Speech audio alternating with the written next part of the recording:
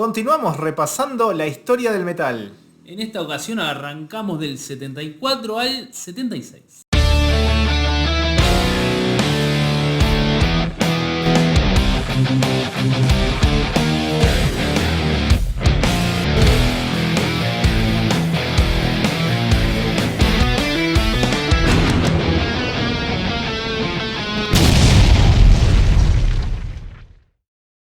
¿Cómo les va, gente? Bienvenidos al segundo episodio de la historia del metal con el señor Alejandro y el señor Brunín. Querido, ¿Todo bien? bien hasta que nos pusimos a revisar esto y es... Hasta que dijimos, ¿para qué nos metimos en esto? Es que es muy difícil abarcar todo. Estábamos comentando ahora cuando estamos haciendo la previa, bueno, ¿en dónde trazamos la línea, no? Porque... ¿Qué dejar afuera y qué no? ¿Qué se considera influencial para el metal y qué no? O sea, Claro, porque hay bandas que uno toca, pero después dice, bueno, tales otras no porque no son metal, pero bueno. pero sí muchas de rock que vamos a hablar que tampoco son metal, pero sin embargo tuvieron algo que ver en el desarrollo. Entonces... Sí, claro, o sea, la historia del metal nace de la historia del rock, entonces tenés que mencionarlo. En el episodio anterior, que fue el primer episodio, cubrimos del año 70 al año 73, ya pueden chequearlo en el canal.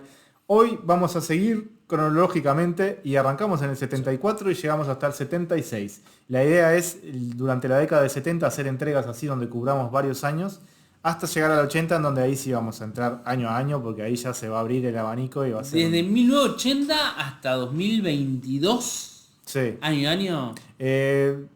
Está por verse, pero sí. Un poco la idea es llegar a nuestros días, después vemos qué hacemos. Va a estar muy loco. Va a estar muy loco. Pero bueno, vamos a pararnos en el panorama de cómo están las cosas en el año 74. Si recuerdan, en el primer episodio nos centramos en un tridente de bandas embrionarias que fueron Black Sabbath, Led Zeppelin y Deep Purple. Esas tres son las que arrancaron todo por convención. Todo empieza con Black Sabbath de Black Sabbath y bueno, Led Zeppelin y Deep Purple, junto con otras cosas que mencionamos ahí, fueron los que dieron el primer chispazo al heavy metal, al hard rock, al rock más pesadito en comparación con lo que se venía viendo en los 60, sí, con los Who, los Beatles, The Doors y la mar en coche. Bueno, podríamos arrancar brevemente nombrando en qué andaban esas tres bandas en estos años, ¿no? Exactamente. Black Sabbath, por ejemplo, ya estaba mermando un poco lo que era la frecuencia de sacar discos a cada rato. Y Black Sabbath pasó su época más dorada. Ya estaba estaba terminando su primera época con Ozzy, sí, digamos, que fue la más clásica. Igual nos dejó dos discos bastante interesantes, uno más que el otro, ¿no? Sí. O sea, el Sabotage del 75 sigue siendo un clásico de los favoritos de los fans. Uh-huh. El Technical Ecstasy ya no tanto. Del 76, ahí es cuando ya se estaba medio que pudriendo todo. Quedaba un disco más después con Ozzy, creo. Y sí, igual tuvieron una separacioncita. Después del Technical Ecstasy, que tiene como tema más conocido el Dirty Women. Uh-huh. Y después fue un disco que experimentaron con otros sonidos. Pero después como que se separaron y después volvieron. Pero eso ya es para más adelante. El Sabotage es que el que tiene, por ejemplo, Salton of the Universe. Sí. Un tema que influenció incluso al thrash. Sí. Bueno, es que ¿qué no influenció Black Sabbath, no? Sí, Black Sabbath influenció todo. De ahí salió todo. Al heavy, al doom, al thrash, al stoner, todo. Bueno, si nos vamos a Led Zeppelin, acá ya había pasado un poco la etapa más clásica, ¿no? Y los discos que quedan en esta época ya no son tan recordados de repente. Tenemos al Physical Graffiti del 75. Sí, no es un mal disco, el Physical Graffiti. El Presence ya lo recuerdo un poco menos. Si Brunito no lo recuerda tanto es porque no fue tan... Soy muy fan de Zeppelin, pero el Presence lo conozco. El Physical Graffiti sí tiene buenos temas. Y después tenemos a Deep Purple, que bueno, acá se puso interesante la cosa porque acá arrancó el Mark III. Ya Ian Gillan dejaba de ser el cantante de Deep Purple y se vino la dupla de David Coverdale y Glenn Hughes. Claro. Y sacaron un discazo en el 74 como fue Burn, que es un disco que hasta el día de hoy decíamos que Glenn Hughes sigue currando unos temas de ese disco. Glenn Hughes, todos sabemos muy bueno, a todos nos gusta, hemos seguido la historia, pero claro, hasta el día de hoy Glenn Hughes lo ves y te toca el Burn, porque bueno, sí.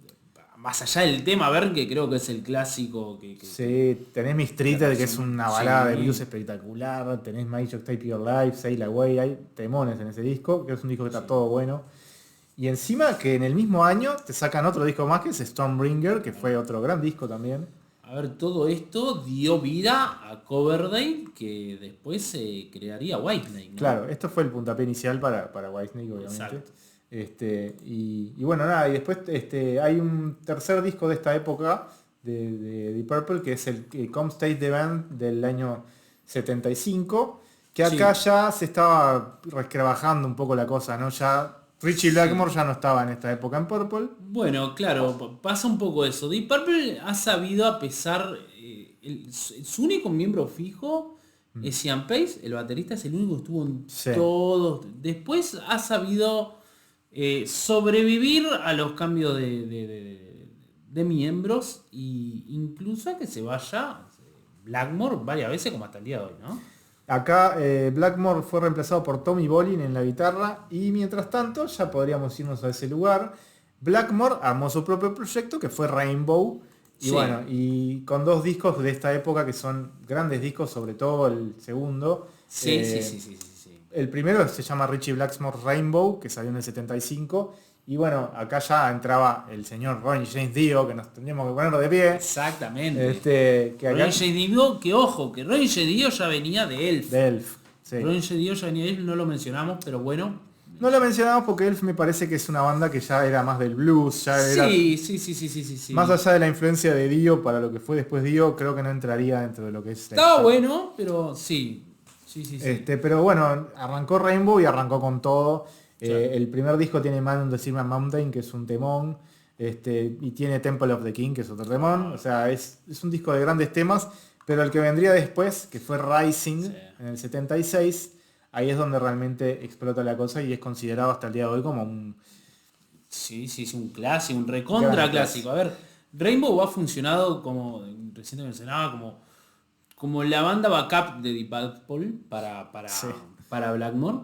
Sí. Pero terminó siendo de por sí sola una banda con muchísimo peso. También supo tener muchos cambios de formación y cambios de vocalista también, porque Dio tuvo en los 3 primeros discos y después vinieron muy buenos discos sin Dio también. Pero creo que es el disco de Rainbow. Sí, es que es el que todo el mundo recuerda. Obviamente la tapa también es icónica con la mano y el arcoíris ahí. Tiene Stargazer, que es un tema épico que hasta el día de hoy fue influenciable. Yo qué sé, el metal sinfónico saca mucha influencia de acá. Yo qué sé, el heavy metal en general también. Digo, es un disco que... Sí. Y acá arranca el amor de Dio por los Rainbows, por los arcoíris. Sí. Que los mencionaría después en su carrera solista, en Sabbath cuando estuvo en Sabbath, en un montón de cosas. Dato de color, Rainbow es por el bar, ¿no? El bar en donde chupaba Lemmy. Seguro. Por eso se le puso el icónico bar que hasta el día de hoy sigue siendo un bar donde los rockeros van a juntarse, ¿no? En Los Ángeles. Es un punto importante. Bueno, y vamos a hablar de bandas que hasta ahora no habíamos nombrado acá, que bueno, obviamente que esta es una época donde están surgiendo bandas todo el tiempo, se están creando nuevas agrupaciones que muchas de ellas permanecen hasta el día de hoy. Claro. Una de las grandes bandas que surge en este periodo es Kiss. Claro. Y acá obviamente. Bruno se pone de pie. Claro que sí, muy influencia. Y bueno, como se estaba dando también en estos periodos, acá las bandas sacaban disco tras disco, muchas veces varios discos en un mismo año. Y era un periodo muy prolífico para las bandas en general. Es que era un periodo en el que sacar un disco generaba plata. No por la gira o por el merch, sino porque el disco. Por las ventas del disco. Exacto. El disco era un producto que te generaba dinero. Y acá meten lo que son los discos, me parece. Faltan algunos más adelante después. Pero quizás los más recordados, ¿no? Los primeros 4. El homónimo, el Hotter Than Hell, el Dresses to Kill y el Destroyer. Sí, y acá ponen los grandes clásicos de la banda, ¿no? Sí, el primer disco ya está lleno de clásicos. Sí, ya tenemos Strater, ya tenemos Gold Shin, ya tenemos Deuce, Kissing Time, muy buenos temas. Que Kiss, no solo por, tenemos, musicalmente fue muy importante, acá en el segundo disco ya tenemos por ejemplo, Parasite, otro tema que también influenció mucho a géneros más extremitos, como el thrash. Sí. Pero creo que lo que mal generó Kiss fue todo el tema teatral. El tema de lo visual también, ¿no? De la parte Sí. de todo el tema del make-up, todo el tema Sí. de cómo pararse en el Sí. escenario, las Exacto. coreografías. Ya en esta época empezaba con el tema de que escupimos sangre, escupimos Sí. fuego, ya empezaba a hacer estas cosas en una época muy temprana en lo que se le llamaba shock rock, ¿no? Shock rock, seguro. Pero claro, con buenos discos. Acá lo estamos haciendo con discos y tenían muy buenos discos. Acá ya en el Dress to Kill tenemos Come On and Love Me, tenemos el Rock and Roll Night. Sí, viendo ya clásicos que permanecerían hasta el día de hoy como fijos en su set. Claro, ¿no? Rock Bottom, temazos. Y bueno, y el Destroyer es Uno de los grandes discos recordados de Kiss. es el disco de Kiss, el Sí. Destroyer, ¿no? Sí. Detroit Rock City, God of Thunder, Shout It Out Loud, Beth, grandes clásicos. grandes clásicos. Así que un comienzo tremendo para Kiss en esta época. Y bueno, y ahora vámonos a la parte progresiva, ¿no? Porque bueno, acá es donde yo me pongo de pie. Sí, claro. Pero sí, en esta época el rock progresivo estaba teniendo su auge más que nada en Inglaterra y en distintas partes del mundo también, pero en Inglaterra era donde era la cuna de que surgían. Hablamos de Genesis y de Yes, por ejemplo, en el capítulo anterior. Acá tenemos a... No, nada, Rush en esta época empezó su carrera, ¿no? Entonces en el 74 sacan el disco debut, que si bien en esta época no eran tan progresivos, o sea, en el primer disco en realidad ya era más un hard rock más comercial, con temas más cortos. Ya en el 75 con Fly By Night y sobre todo con Colors of Steel empieza la parte progresiva, empiezan a complejizar los temas, te ponen temas de 12 minutos, ya empieza a la cosa a ser un poco más brava, hasta que culmina en 21-12, que es uno de los grandes clásicos de Rush. Creo que es de los que más recuerdo yo, es ese. Año 76, 21-12, el tema que da título al disco es uno de los grandes temas de Rush con 20 minutos de duración. Claro. Y es donde acá empezó a tomar influencia de Theater más adelante y grandes bandas del progresivo Claro. empezaron a tomar apuntes porque era increíble la complejidad con la que se manejaban estos músicos en esta época. Sí. Y hoy te comentaba, me parece que la única banda, por lo menos creo, de la que vamos a hablar, canadiense. Sí. Pocas bandas han salido de ahí Que la pegara realmente. que ¿no? la pegaran tanto Sí. como una banda muy influyente para todos los estilos. Rush. A partir de acá la carrera de Rush, o sea, durante todos los 70 y parte de los 80, pariría discos muy importantes en el rock progresivo y en general en la música, ¿no? Y otra banda que estuvo activa hasta hace muy poquito. Sí, hasta la muerte de su baterista Neil Peart, que fue en 2020. Rush seguía activa, seguía girando. El último disco creo que fue del 2012, pero la banda seguía con mucha gira, mucha cosa, y aparte seguían tocando 3 horas, los tipos... Sí. Lamentablemente no los pude ver, yo nunca los vi tampoco. Una Yo nunca los vi pena. tampoco. Sé que estuvieron en Argentina, en el Luna Park, Sí, pero nunca me consideré gran fan en realidad, más allá de la influencia que tuvo en un montón de bandas. Yo los hubiese Pero visto, sí, me arrepiento de no haber ido. Y aparte, yo me enteré de la muerte del batero de Neil Peart estando arriba del crucero. No. De hecho, en ese momento, digo, mucha gente no tiene internet en el barco y yo no tenía internet. Y me enteré porque estaba tocando una banda, creo que era November's Doom, una banda de Doom, y el loco del cantante anunció que había muerto Lo Neil Peart. comentó, Un viaje, pues. un viaje. Bueno, seguimos adelante. Tenemos la creación de otra de las grandes bandas del rock, de una de las más grandes bandas del rock. Y capaz que la más grande de lo que es el rock and roll, o el hard rock por lo menos, y sí, obviamente. AC/DC, que en esta época, ya un poco más yéndonos al 75, ya en el primer año ya te parió así 2 discazos de una. El High Voltage y el TNT. Estamos hablando obviamente de la época Bon Scott. Bon Scott en las vocales. La época que para muchos es la mejor. Yo creo que ya lo hablamos. Yo soy un poquito más Brian Johnson. Sí, yo creo que también. Pero Bon Scott lo amo. Amo Bon Scott. Sí. No, ya con estos 2 discos, bueno, el TNT obviamente que tiene... Arranca con It's a Long Way to the Top, ese es que es un clásico ya de una. Es un clásico, es un himno para la gente que hace rock and roll. Sí. Para el músico de rock and roll. Bueno, el tema TNT, el tema High Voltage, el cover de Chuck Berry ahí. Claro. Y después el Dirty Deeds, que también en el 76, también es un disco que el tema título es un tema muy, muy tocado también hasta el día de hoy. Es una banda que le dio un toque de electricidad justamente, ¿no? Sí. Adrenalínico al rock and roll, de palo y shows muy, muy adrenalínicos y música rápida y fuerte y ruidosa, como decíamos con Deep Purple, ¿no? Sí, una banda que obviamente que sabemos todo lo que pasó después. En los siguientes episodios vamos a cubrir, obviamente, la muerte de Bon Scott, el paso de Brian Johnson con otro de los grandes discos que también... Sí, ni hablar, ni hablar. Pero bueno, una banda que también sigue activa, de alguna forma. Sí, de hecho ahora Y- en unos meses va a estar tocando en el En el Festival de Power Power Trip y que hasta hace un par de años nos dio otro disco más. Es verdad, es verdad. ¿Sí? Y se rumoreaba que iban a hacer gira por estos lados, pero no sé en qué quedó eso. Ojalá. Ojalá, ¿no? Ojalá. Porque esa es una pendiente tuya. Esa es mi gran pendiente, sí, claro que sí. Sí, sí. Bueno, otra de las bandas que arrancó en este periodo son los grandes de Judas Priest, que en este momento están celebrando sus 50 años de heavy metal, sus 50 años de carrera. Con un inicio que de repente no tenía mucho que ver con el heavy metal, sobre todo con su primer disco que fue el Rock-a-Rolla en el 74. Con Rock esa... and roll es un poquito más... Más blusero, más rockero. Sí, más rock and roll. Con esa recordada tapa que es como una tapa de Coca-Cola. Una tapa de Coca-Cola. Y después ya cuando en el 76 salen con Sad Wings of Destiny, acá sí la cosa un poco se pone más heavy metal, Sí. temas más pesaditos, con un Rob Halford ahí metiendo los gritos que ya conocemos. Teníamos a Victim of Changes, a The Reaper, que son temones. Claro.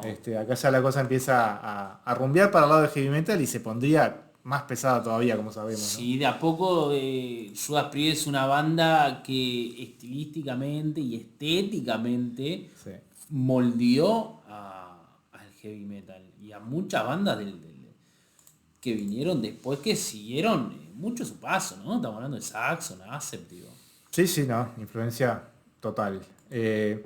Vamos a picotear un poco a ver qué más tenemos en estos años. Tenemos un montón de discos de distintas bandas que estaban fluctuando por estos años. En el episodio anterior no nos vamos a King Crimson, pero es otra de las grandes bandas del progresivo embrionaria, que tuvieron un primer disco como fue In the Court of the Crimson Kings, que no lo nombramos en el episodio anterior porque es del 69 y arrancamos en el 70, pero también es un disco que influenció muchísimo y que es muy importante. Y en esta época salieron varios discos de King Crimson, pero el que quise traer para nombrar un poco es el disco Red del año 74, que es un disco donde King Crimson se empieza a poner más pesado, más experimental, temas largos. Tiene el tema Starless, por ejemplo, que es el que cierra el disco, que es un tema que me emociona. Hoy lo estuve escuchando, repasando este disco y se me caían las lágrimas. Y después tiene un tema que es Providence, que es un tema también que es precursor de la vanguard, con ruidos por todos lados, chillidos de violines, cosas que no te explicás qué están haciendo. Entonces, es una banda que realmente tenía inquietudes y las estaba mostrando en esta época, ¿no? Con Robert Fripp a la cabeza, que es un guitarrista tremendo y que sigue siendo el líder de la banda hasta el día de hoy. Y bueno, una banda a tener en cuenta también dentro de la evolución de lo que es el rock progresivo y bueno, influencia también del metal en general, ¿no? Sí, totalmente. Como es sin duda el señor Alice Cooper, que acá sacó Alice Cooper. su obra magna, el Welcome to My Nightmare. Corregime, pero yo creo que acá fue cuando pasó de ser banda a ser solista, Sí. ¿no? Es acá. Sí, en este disco. arranca, creo que exactamente fue en este disco. Sí. Ahí va. Me parece Arranca a que ser solista. No mucha gente se enteró porque seguía diciendo Alice Cooper. sí. Sí, claro. Seguía diciendo Alice Cooper, pero sí. Y acá saca, y bueno, Welcome to My Nightmare, que entre otros tiene obviamente Welcome to My Nightmare. Sí. Un gran clásico de Alice Cooper. Que también, digo, a ver, no es un disco muy pesado, en realidad es un disco que transita más caminos Sí. de rock un poco edulcorado, te diría, en algunas partes. Pero al igual que Kiss, toda la parte estética y teatral, Sí. shock rockera, Sí, tal cual. fueron muy influyentes. Fue muy importante. Muy influyentes en cosas, yo qué sé, hasta en el black metal. Tenemos a Queen, que en el episodio anterior nombrábamos a su debut, pero acá tenemos a los grandes clásicos de Queen. ¿Qué es Queen? Como por ejemplo A Night at the Opera, que es el disco del año 75 que tiene el gran hit como fue Bohemian Rhapsody. Sí. Que el tema que no fue compuesto para ser hit, pero terminó siendo un tremendo hit. Y bueno, y Love My Life, otra balada importante. Tenemos muchos temas importantes acá. Sí. Y el siguiente que fue A Day at the Races, que también tiene un montón de clásicos ahí. Somebody to Love, por ejemplo. Así que una etapa importante para Queen también esto. Otra banda que si no bien no es de metal, influenció muchísimo a muchísimas bandas. No, sin duda. Bueno, tenemos a Pink Floyd, que también, es muy influyente, muy importante. lo nombramos en el episodio anterior con Sí. el Dark Side of the Moon. Y acá tenemos Wish You Were Here, que es otro discazo, el que tiene más clásicos, me parece. Es probable, o sea, está ahí, tenemos Dark Side of the Moon y The Walden más adelante, pero sí. Tenemos Shine on You, Crazy Diamond, tenemos Welcome to the Machine, Have a Cigar, Wish You Were Here. Ya con eso ya te haces un concierto ahí. Es que sí, temas largos, porque se tenía poquitos temas, pero largos. Acá la dupla de Gilmour y Roger Waters estaba en su mejor momento. Sacándose chispas y experimentando con todo lo que encontraron. Sí, estaba en su mejor momento esta banda. ¿Qué más tenemos por acá? Tenemos a Aerosmith, Tenemos a dos Aerosmith. discazos. Dos grandes discos de Aerosmith en Dos discazos de hard rock, como es Toys in the Attic y el Rocks. El Toys in the Attic con temazos como Toys in the Attic, también su clásico más grande como es Walk This Way, Sweet Emotions, muy buenos temas. Y después tenemos el rock con temas como Back to the Saddle, Back in the Sail, tenemos el Sick as a Dog, un temazo, el Last Child, un temazo, muy lindo tema. Gran etapa de Aerosmith también en los Muy 70, que fue, a ver, creo que fue la etapa más... La etapa más importante... Por lo menos la más prolífica, no sé si la más exitosa, porque creo que el gran éxito le vino después, ¿no? Pero... Sí, después también Aerosmith empezó con temas que se le fueron los guitarristas y tuvo sus dramas. Los 70 es una parte hermosa de Aerosmith. Sí. Bueno, tenemos el Jailbreak de Tin Lizzy, otro disco del año 76, que también fue bastante importante, con el tema Boys Are Back in Town. Que Boys Are Back in Town es también el clásico. El gran clásico de Tin Lizzy, sale de acá. Tenemos un disco de Scorpions con una polémica importante por detrás, ¿no? Sí. Virgin Killer en el año 76. Que no tanto por la música, por su portada, ¿no? Sino por la portada que entregó en su momento, con la idea de provocar y de llamar la atención y de provocar fundamentalmente. Una portada que fue muy polémica, no hace mucho más porque nos va a censurar. La están viendo en este momento, no sé si nos van a censurar. No creo que la estén viendo en este momento. Bueno, busquen la portada original del Virgin Killer de Scorpions y van a darse cuenta de por qué fue tan polémico. Fue muy polémica y con esto creo que como que mucha gente empezó a dar pelota, ¿qué es esta gente? Bueno, y tenemos básicamente el comienzo del punk acá, ¿no? Y acá de a poquito empieza a arrancar el punk. El punk como tal, mucha gente dice, no arrancó en Inglaterra, en poquito después de esto, pero en realidad los Ramones empezaron a componer antes y a sacar cosas antes, como fue su primer disco, el homónimo Ramones. Sí. Ya metiendo la música rapidita y haciendo lo que hacían los Ramones, ¿no es cierto? Ese punk más yankee. Sí, punk digerible capaz, o sea, como más accesible a las masas. Por lo menos así lo veo yo, ¿no? Me parece que las Ramones siempre estaba Sex Pistols, que era como los más sucios, así más tipo. Sex Pistols eran los más sucios, los Ramones eran más rápidos, Sex Pistols. Ahí va. Los Ramones eran más rápidos, yo creo que los Ramones influenciaron mucho después a géneros de metal que quisieron acelerar el tiempo. Claro. Bueno, y no sé si querés decirte algo de que vos lo metiste acá. Blue Oyster Cult, otra banda importante, también también lo mencionamos en el video anterior, y acá metieron Agents of Fortune, otro buen disco. También andaban prolíferos en esa época, una buena banda. Bueno, y una cosa que estaría bueno nombrar que se nos pasó en el capítulo anterior, pero para darle un poco de entrada a lo que es la escena uruguaya, que por estos años en realidad no había mucho movimiento, por lo menos en esta parte de sonidos pesados, todavía no había arrancado mucho la movida, y además el país estaba atravesando también por una situación bastante complicada, en donde hacer música de por sí ya era un tema difícil, ¿no? Sí. Entonces, el rock y el metal en Uruguay siempre, sobre todo, el rock en Uruguay, en Argentina, estas latitudes, se habla pre y post dictadura. Seguro. Entonces en la época de dictadura no existía, pero pre dictadura sí hubo alguna cosa muy interesante. Y tenemos un disco de una banda acá que fue muy importante, que fue la banda Siglo, que en el año 73, un disco que en este año está cumpliendo 50 años, es una locura pensar en eso, sacaron el disco Ideación, que es el disco más recordado del siglo y el que obviamente todos recuerdan esa portada con el cerebro así, con esas cosas saliendo. en especial el tema Vuela mi galaxia es un clásico. Sí, es un gran clásico. El disco en general yo creo que es un gran clásico. Y un gran disco de rock progresivo que para esa época estaba tomando influencias de cosas que eran contemporáneas, ¿no? Digo, Siglo tiene una gran influencia de Deep Purple y que un año atrás había sacado el Machine Head. Exacto. Y se nota la influencia de ese Sí, disco. totalmente. Y estamos hablando de que es un disco precursor, o sea, salió antes que los discos de Rush que nombramos, ¿no? O sea, Sí, no. es una locura eso.